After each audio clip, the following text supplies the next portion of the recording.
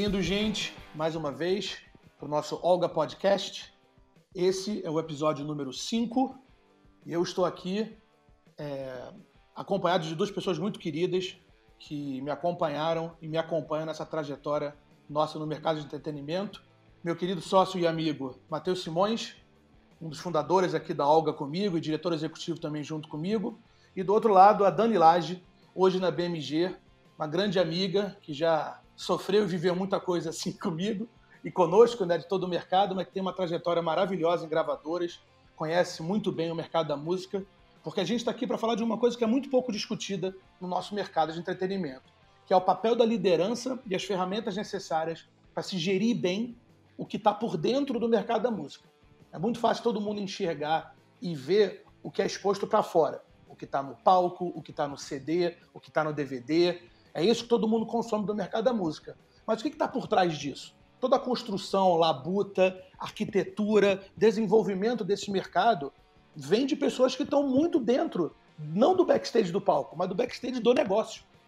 Construindo esse conhecimento, desenvolvendo estratégias, conseguindo ter essa sensibilidade de testar novos artistas, buscar novas frentes de negócio. Acho super importante, e eu estou muito grato aqui com a presença dessas duas pessoas tão queridas, para que a gente possa entender um pouco mais, né, do papel que tem um líder nesse mercado, quais são as ferramentas e as coisas únicas que, de repente, são necessárias para que você construa um lugar de liderança e certamente um entendimento do que liderança significa nesse nosso mercado, em justa posição, né, com o que é esperado fora, se tem uma sinergia, se não tem, quais são as diferenças. Então eu quero muito trazer a Dani para começar nesse primeiro bloco, contando a sua trajetória, de onde ela veio, como é que ela se desenvolveu no mercado da música, como é que ela começou, se isso ela sempre soube que ela quis, e quais foram os maiores desafios dessa trajetória.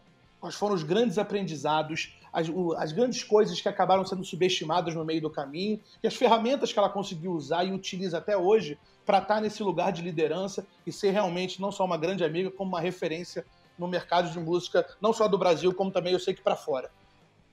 Dani, por favor, a palavra é sua.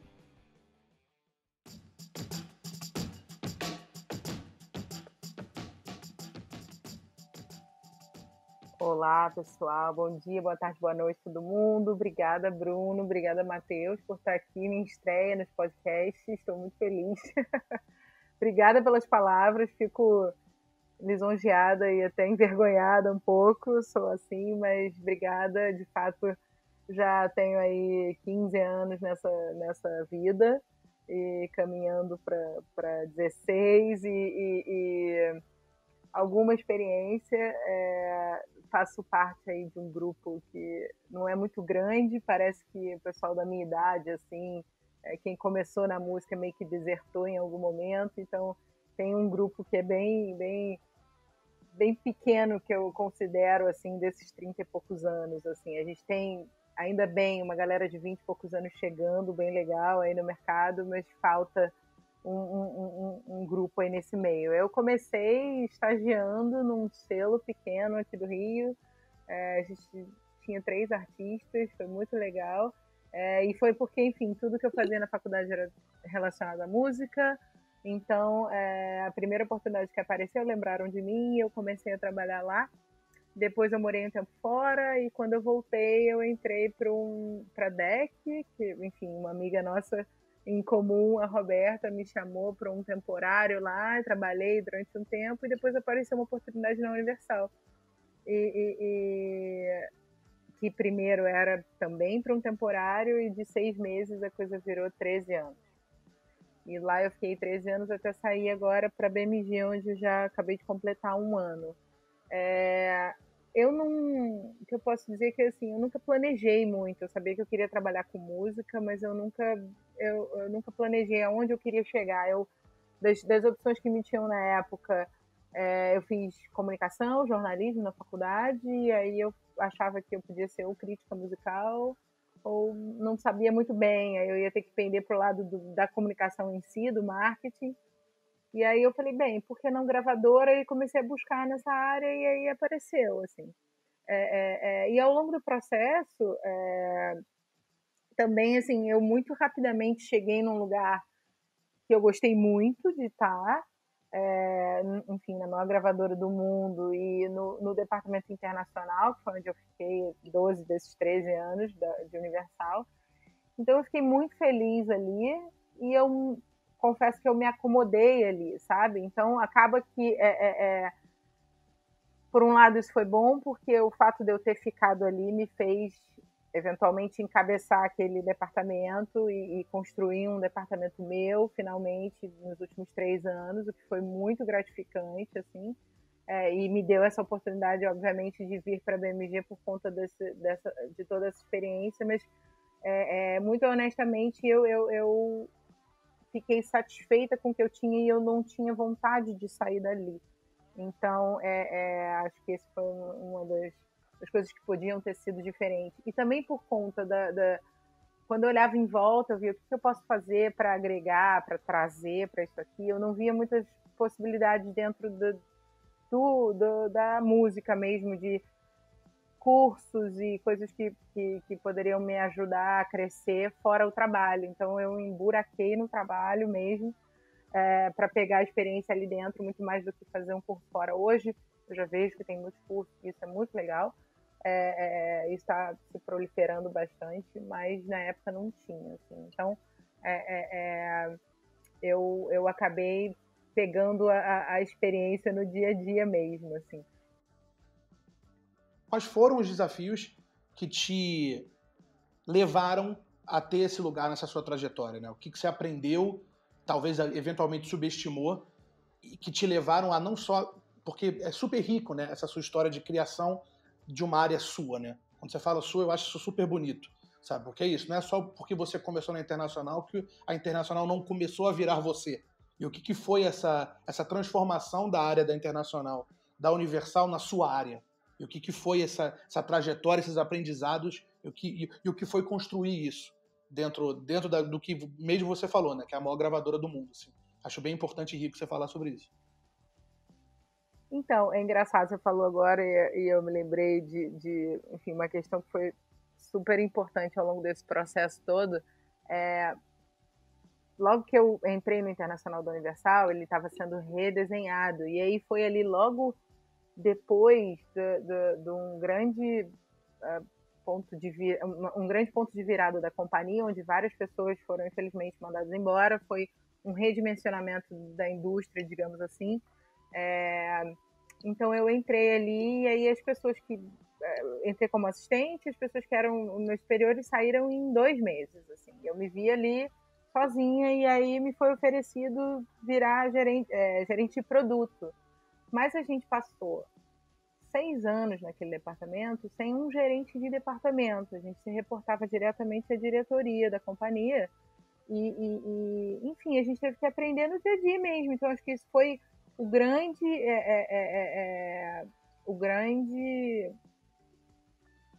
desafio de toda a história, porque assim, por mais que fosse maravilhosa essa possibilidade de me reportar diretamente à diretoria e ter um acesso e ter um suporte dela na altura, faltava um meio do caminho ali no dia a dia e a gente teve que se virar e teve que entender e teve que ir criando os nossos próprios processos, os nossos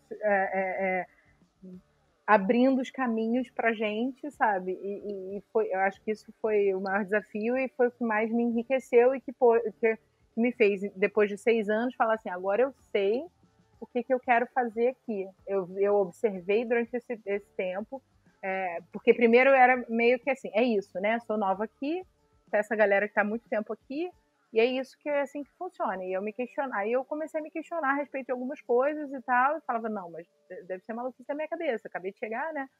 E aí, aos poucos, você vai vendo, não, isso aqui é possível, isso aqui é possível, isso aqui também é possível, não, isso não. E aí, depois de 6 anos ali, quando eu finalmente virei a gerente do departamento, eu falei, agora eu posso aplicar as coisas que eu acho que podem ser diferentes. E aí foi muito legal, assim, a princípio comecei com uma equipe herdada e depois pude efetivamente ter a minha equipe que eu escolhi e foi maravilhoso. Sensacional, Dani, obrigado. Matheus, vamos lá. Com uma carreira pseudo-profissional de músico, que depois se expandiu para outras áreas. Conta aí pra gente a sua trajetória, a maneira como você adentrou ou meio que caiu de paraquedas no mercado da música e quais foram realmente esses grandes marcos na sua vida e os desafios que te levaram a estar nesse lugar maravilhoso que é ao meu lado aqui na diretoria executiva da Agência Olga. Manda bala, querido. Não vou te desmentir, não. É maravilhoso trabalhar do seu lado, sim. Cara, na verdade eu sempre quis trabalhar com música, né? A minha família sempre trabalhou muito com música, meus irmãos, e com cultura. Meus irmãos trabalham com moda, a minha mãe trabalha na Biblioteca Nacional, trabalhou a vida inteira, trabalhou no Teatro Municipal.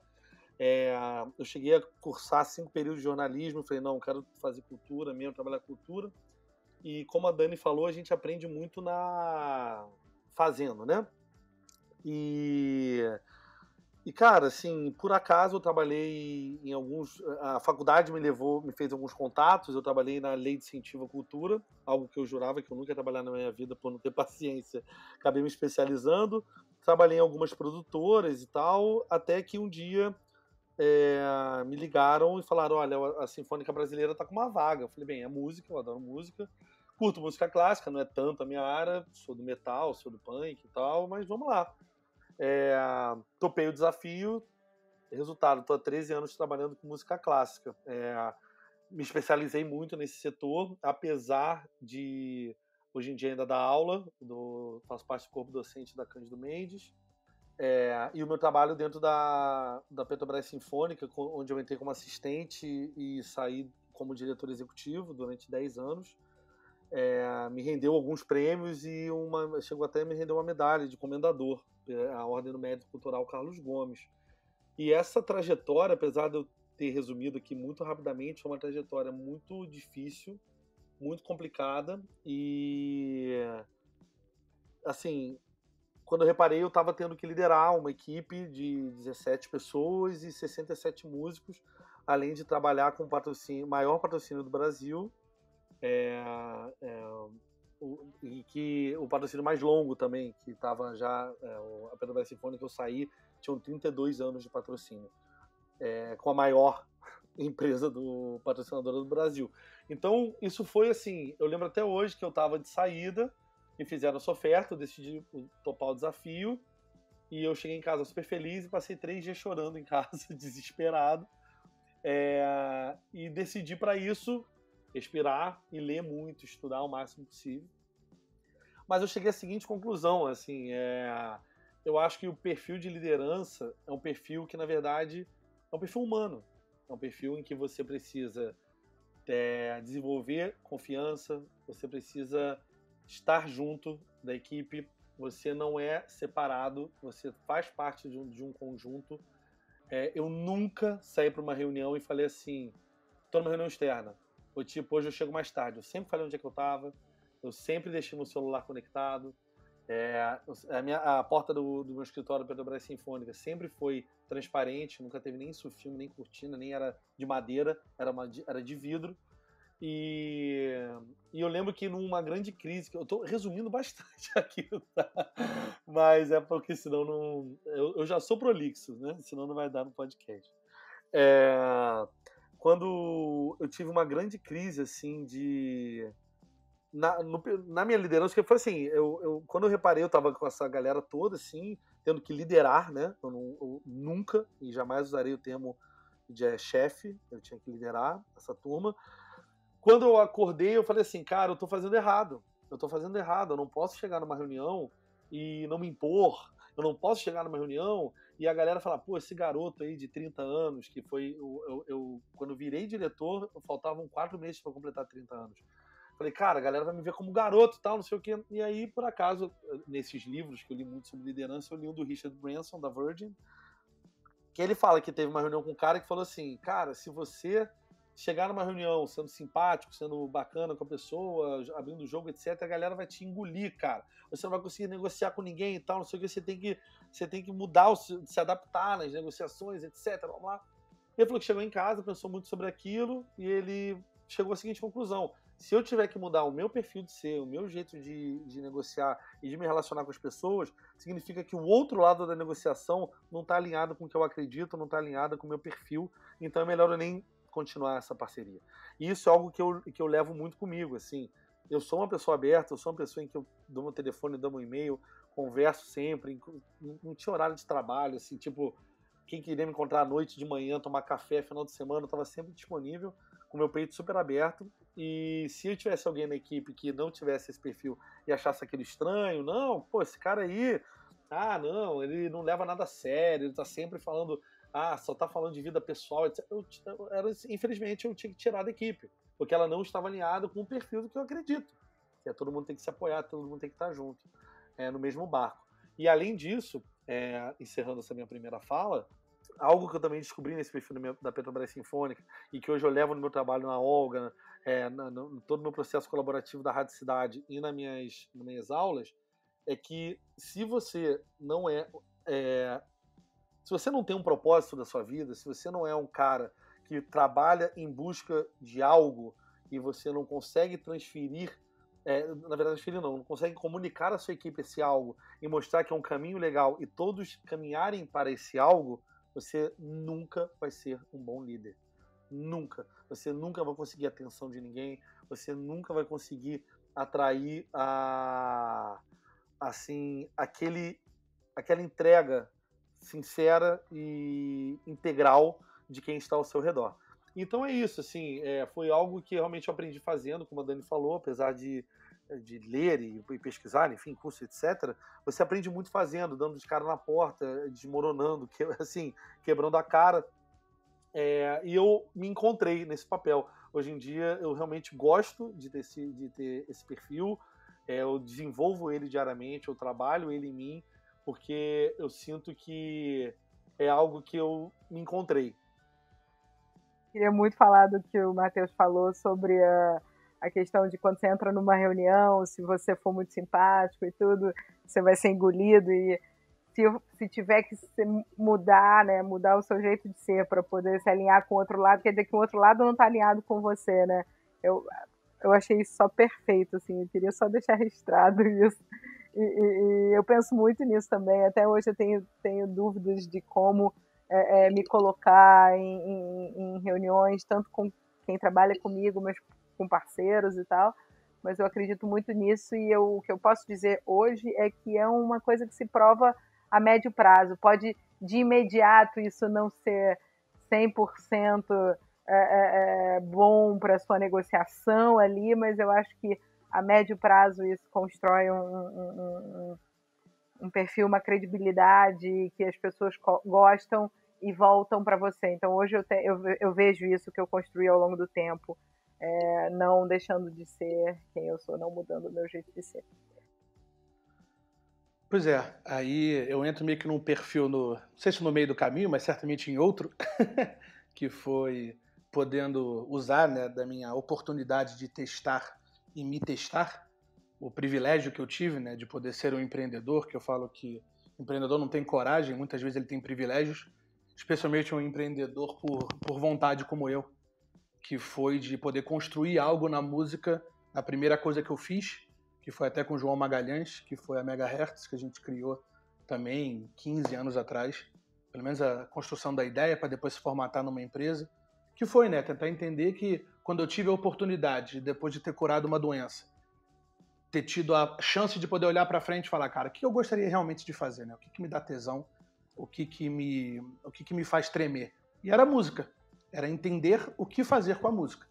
Músicos frustrados que todos nós somos na Olga, né? Uns tentaram mais que os outros, mas eu sempre soube que estar perto da música me fazia bem. Então eu tive a oportunidade e o privilégio de poder montar uma produtora, que se tornou uma produtora que participou de CDs, DVDs, fizemos centenas de shows ao longo de muitos anos, conhecemos e vivemos muitas coisas com muitas pessoas, criamos e ainda temos, Dani está aqui para isso, muitas amizades maravilhosas de pessoas incríveis que, de fato, como ela falou, né, a gente teve um período super importante da criação do nosso mercado naquela época, né, no meio para o final dos anos 2000, e isso meio que, como o mercado estava entrando em muita ebulição, né, estava tentando se entender nesse momento pós-CD, mas como é que os direitos... mas agora é só show, mas espera, mas gravadora e produtora tem uma relação? Não tem? A gravadora vira produtora? Não vira? E aí eu, no meio desse caminho, peguei um baixista de uma banda amiga, montei uma produtora de conteúdo, fizemos coisa pro Red Hot Chili Peppers com a Hobbs. Tipo, eu participei de alguma forma no meio da arquitetura dos clipes da Anitta, lá com Tix, com Blake, o terceiro também eu estava no meio.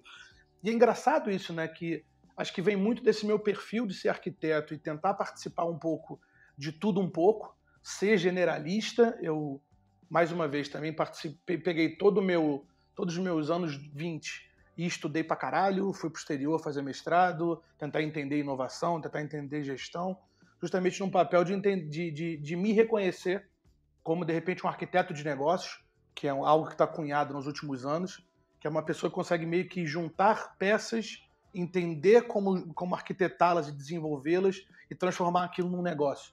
Não precisa dar certo no primeiro momento, mas certamente tem que fazer sentido.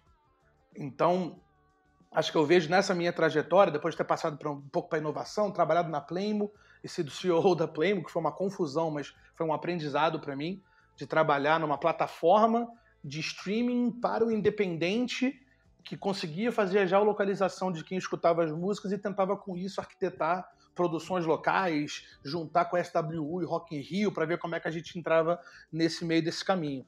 E foi super interessante, né, que por também gostar e amar tanto conteúdo e entretenimento, meio que cair de cabeça na Globo um tempinho, tentar entender como é que esse conteúdo funcionava na minha cabeça e aonde eu conseguia enxergar negócios e produtos e projetos.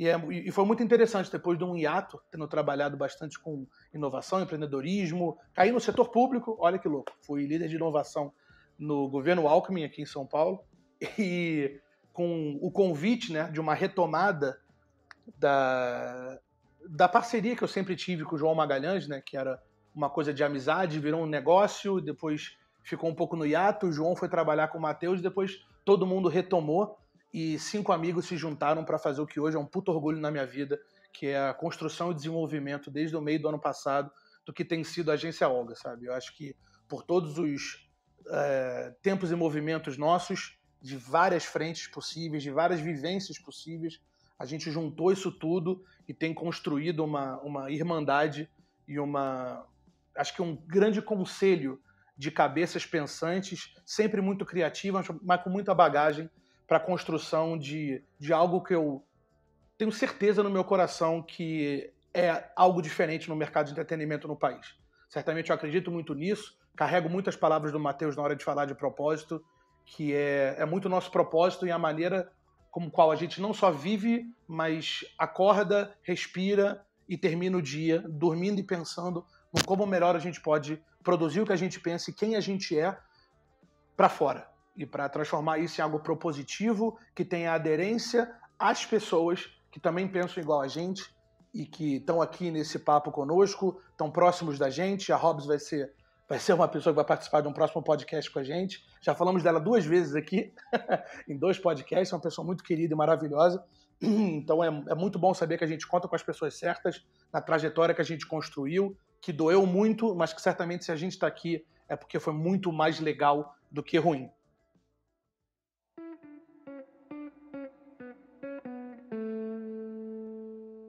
Nosso segundo bloco vai ser qual foi o papel da liderança e os mecanismos que existiam de gestão e de liderança no mercado da música e também um pouco fora dele, mas como a gente sentia, né, dentro do nosso universo de atuação e de o que a gente sentia que estava acontecendo e o que está sendo há muito tempo necessário para que o papel da liderança se transforme em algo diferente daqui para frente.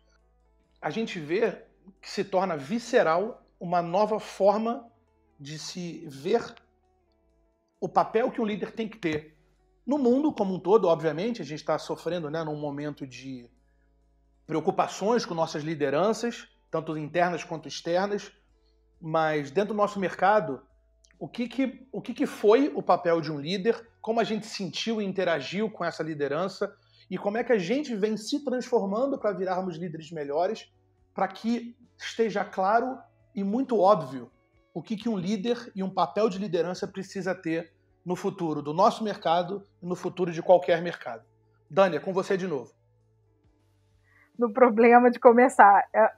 Quando eu comecei, assim, como eu falei, que tem esse gap de idade, assim, então eu peguei uma galera que já estava no mercado há algum tempo, assim, e o que eu via como liderança eram as pessoas que tinham mais experiência, que tinham mais histórias, que já tinham feito esse, aquele disco, já tinham trabalhado esse, aquele projeto e tal. Então, uma galera que estava ali há muito tempo. Acho que por conta do momento do mercado, não inspirava muitas pessoas a entrarem naquele mercado, então talvez por esse motivo que a gente tem esse gap, tanto que por muito tempo eu tive que responder às pessoas, mas ainda se vende disco, ainda se vende CD, vende.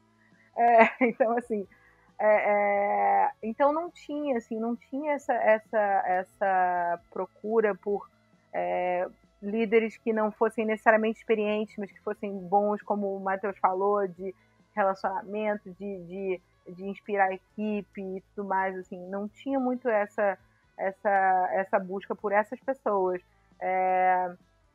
Era mesmo quem estava ali há muito tempo e acabou ficando e acabou liderando aquelas equipes, e aí entra também no que o Matheus falou, entra não necessariamente líderes, talvez chefes, né, e tal, porque não tinha muito isso.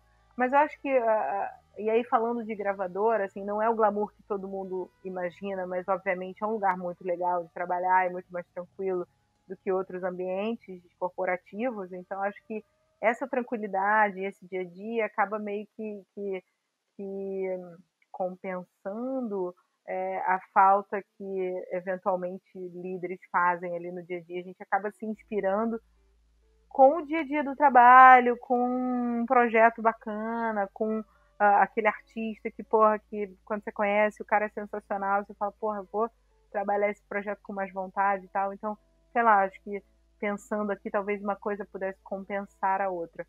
Aos poucos, eu vejo que começa a vir mais do lado do AR nas gravadoras, essa necessidade de se ir buscar a galera mais jovem, assim, porque é isso, assim, a velocidade absurda, né, das novidades, com digital e tudo, essa urgência de se lançar coisas novas o tempo inteiro e tal. Então eu acho que começou a vir um pouco do lado da IR, e eu já vejo eventualmente acontecer em outros departamentos, mas eu ainda acho que falta muito, assim, infelizmente dentro de gravadora eu acho que a gente ainda tem um quadro muito experiente, o que não é uma crítica, é só uma constatação, mas eu acho que há espaço para se buscar pessoas mais jovens, para trazer esse frescor e esse sei lá, força de vontade, mudança e tudo, para agilizar aquilo ali. Não que pessoas mais velhas não possam fazer isso, claro que pode, acho que há exemplos no mercado, inclusive, mas eu acho que sim, podia ter um balanço maior, assim, tá mais equilibrado com uma galera mais jovem, já, tipo, totalmente tirada do forno naquele momento, assim, sabe?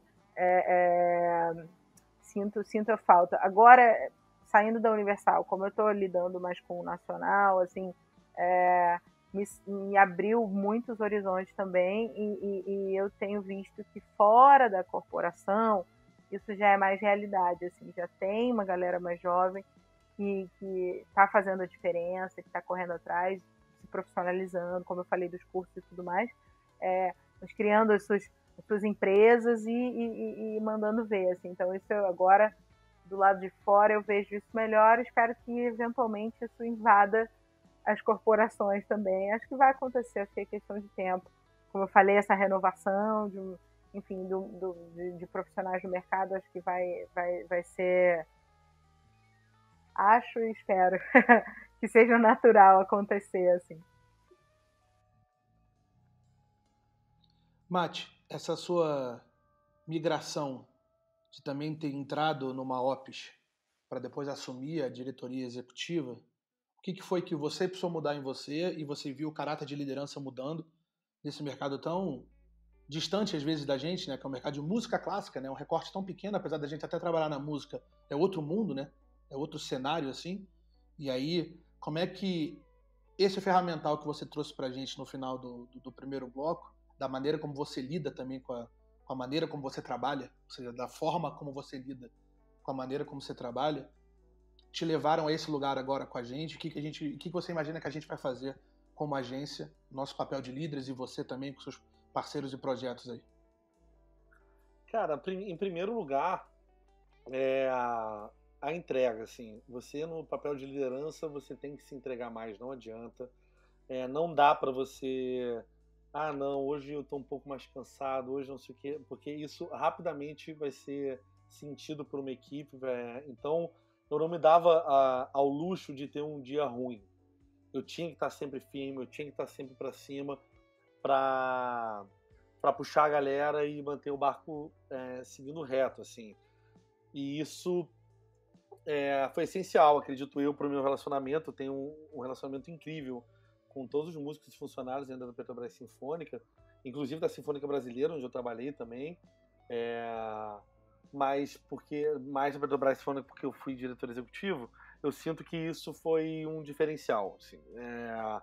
Eu não deixava ninguém cair, eu sempre puxava. E para você fazer isso, você tem que se entregar pesado, porque tem dias que não são fáceis.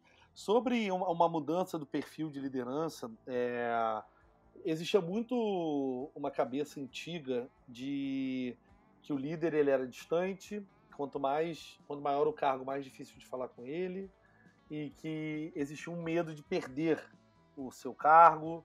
Então as pessoas se cercavam de funcionários não necessariamente tão competentes, e isso hoje facilmente a gente consegue, por N motivos, demonstrar que é a chave do fracasso. O líder de hoje e do futuro é o líder que se cerca de pessoas que complementam e não que são iguais a ela. Eu não quero ter do meu lado alguém que entenda exatamente o que eu faço. Eu cansei de sentar em reuniões e falar assim: tá, mas o que é isso que você está falando?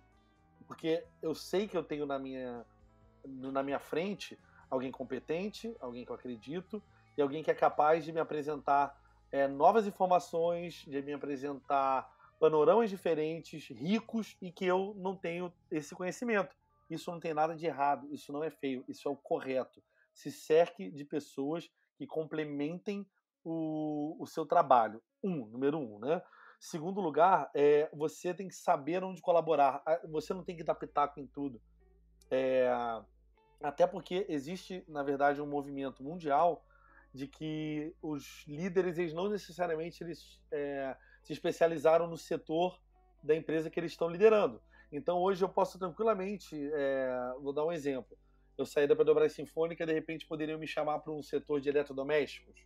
E eu conseguiria desenvolver o meu trabalho, talvez da mesma maneira, porque o que importa cada vez mais é a liderança, a motivação, o desenvolvimento de confiança de uma equipe, e porque isso reflete diretamente num produto que demonstra confiança para o consumidor. E teve um estudo em 2018 meu Deus, da Edelman, né? Que eles fizeram em 14 países, inclusive o Brasil, e demonstraram que esse estudo entregou um resultado que dizia que 50% dos consumidores hoje em dia, eles consomem orientados por confiança. Então, eles consomem marcas em que eles acreditam. Existe muito mais chance deles consumirem um produto em que a entrega é bem feita e com confiança, que isso é sim o desenvolvimento de um líder, isso afeta um branding de uma marca, isso afeta uma estratégia de marketing, isso afeta uma distribuição bem feita. Ou melhor, um bom líder, se ele está lá na ponta, eu vou pegar de uma marca de, sei lá, da Consul, um bom CEO, ele entrega um fogão melhor no final, assim. Isso é fato, isso não é papo, isso não é, não, nossa, seria perfeito se esse impacto realmente fosse verdade. É verdade. Então, não tem como você hoje liderar sem envolver uma equipe, sem desenvolver um ambiente de trabalho agradável. Eu sempre falava isso sobre a Petrobras Sinfônica. Você acordou e não quer ir trabalhar, me liga e fala: Matheus, eu não vou trabalhar hoje porque eu, sei lá, briguei com meu filho, eu tô mal-humorado, hoje eu tô na pá virada, eu vou ficar em casa, eu vou tomar um ar. Me fala a verdade. porque eu vou falar também. E isso certamente transformava o relacionamento. Enfim, eu acho que, resumindo, essa é uma grande mudança do líder de hoje. O líder de hoje, ele é de todos. Ele faz parte do conjunto. Ele não é um corpo separado da equipe. Eu tenho uma questão que eu vira e mexe me questionava, que eu acho que eu nunca me dei bem em corporações porque eu não entendia muito bem o meu papel, porque eu, desde moleque, desde que eu entrei como auditor 1 numa Deloitte, eu já questionava as tomadas de decisão porque eu achava que eu podia ser parte da construção de algo que pudesse usar daquilo que eu tinha para dar, mesmo sem muita experiência, mas com muita gana, com algum conhecimento e tudo mais. Então eu me ponho a pensar justamente nessa construção minha como profissional, do quanto eu sempre meio que pressupus que meus espaços de trabalho tinham que ter, né, essa transparência, essa horizontalidade, e como eles não tinham, eu raramente me sentia confortável em ambientes corporativos ou de trabalho mais hierarquizado, né? Porque eu acho que eu nunca acreditei muito bem na hierarquia, por achar que, como eu tenho essa cabeça de arquitetar coisas, eu sempre vou considerar a opinião de todo mundo na hora de tomar uma decisão. As coisas vão fazer sentido na hora que todo mundo estiver participando e a gente construir um coletivo de opiniões que vão nortear uma tomada de decisão. Senão, trabalhe sozinho. Não tem problema. Se você quer tomar monocraticamente decisões, não trabalhe com pessoas. Pessoas têm que estar do seu lado para construir alguma coisa contigo. E é muito engraçado ver como hoje, até nos cenários híbridos do qual eu atuo, né? Como eu trabalho um pouco com políticas públicas, trabalho um pouco com inovação e trabalho um pouco com entretenimento, o quanto isso não acontecia antigamente e o quão necessário e óbvio está se tornando compartilhar durante todo o processo esse mecanismo de tomada de decisão.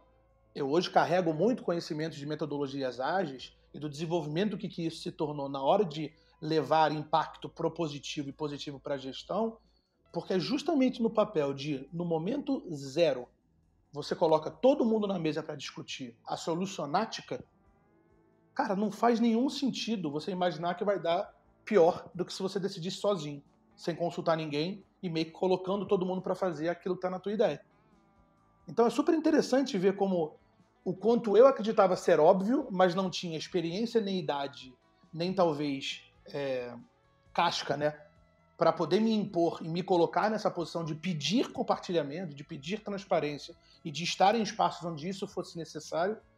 E o quanto eu agradeço o privilégio que eu tive de poder testar tantas vezes em tantos mercados e trabalhar sempre com o que eu gostava, porque eu gosto de muita coisa.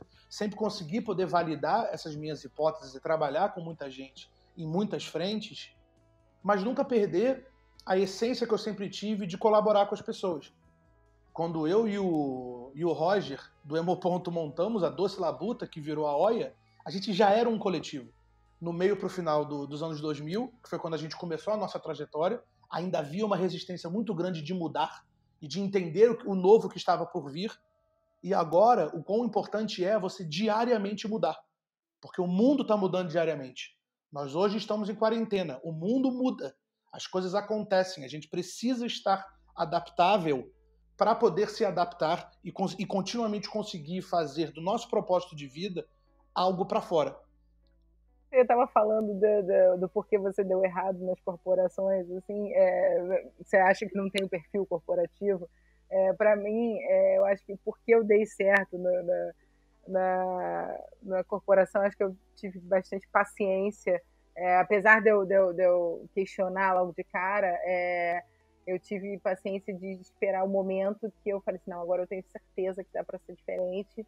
E aí eu acho que hoje eu me encaixo muito bem, mas eu acabei criando um perfil do que eu queria que tivessem sido comigo, assim, como eu gostaria de uma pessoa que estivesse, enfim, hierarquicamente acima de mim, lidasse comigo no dia a dia, e é isso que eu faço com o pessoal que trabalha comigo e espero que esteja conseguindo. E, inclusive, enfim, continuo trazendo a galera junto comigo, mesmo quem deixou de trabalhar, de alguma forma a gente continua junto e fico muito feliz por isso, assim.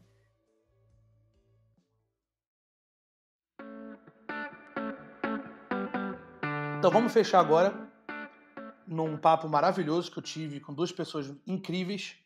Dani, se você quiser fazer considerações finais, e chamar todo mundo para escutar todos os seus artistas, lançamentos, o que você queira, por favor, fecha aí com chave de ouro pra gente. Mate, fala sua paz aí e aí a gente termina esse nosso papo.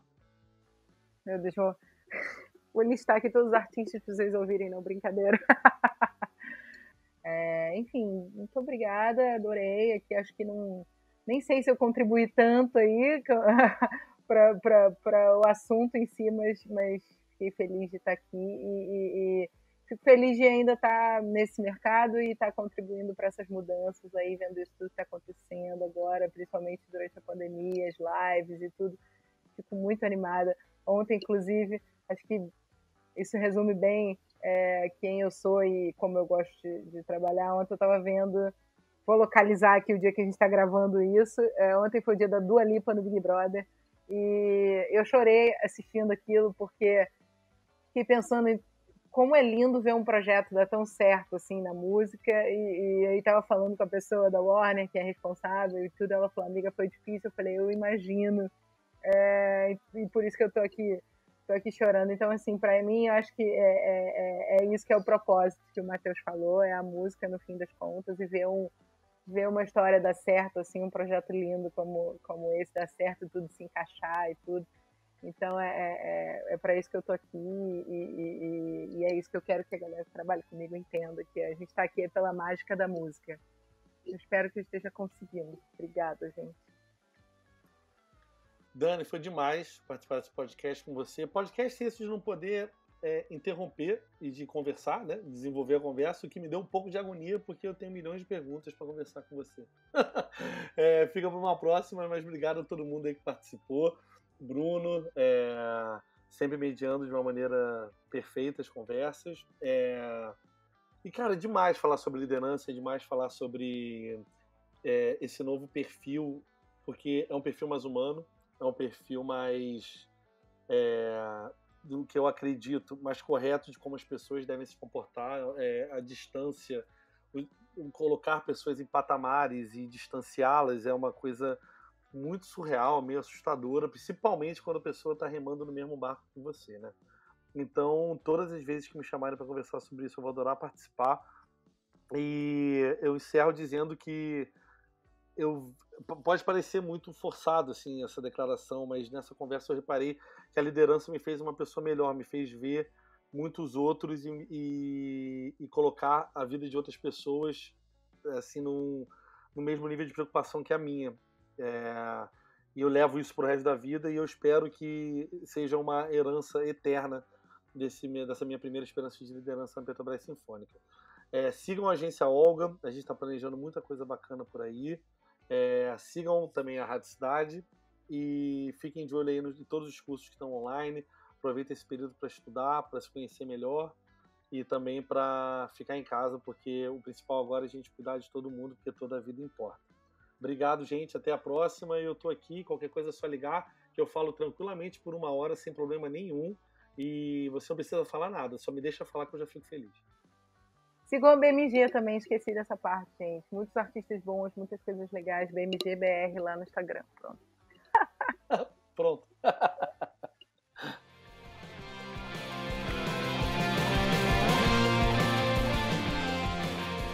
Gente, se somos, de alguma forma, lideranças em nosso meio, pela experiência que construímos, também somos pela experiência que dividimos e absorvemos dos outros. Muito obrigado a todos, um grande beijo, até semana que vem, gente. Tchau!